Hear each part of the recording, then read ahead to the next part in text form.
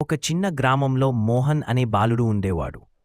అతని తల్లి అంగడి దగ్గర పనులు చేసేది, తండ్రి వ్యవసాయం చేసేవాడు.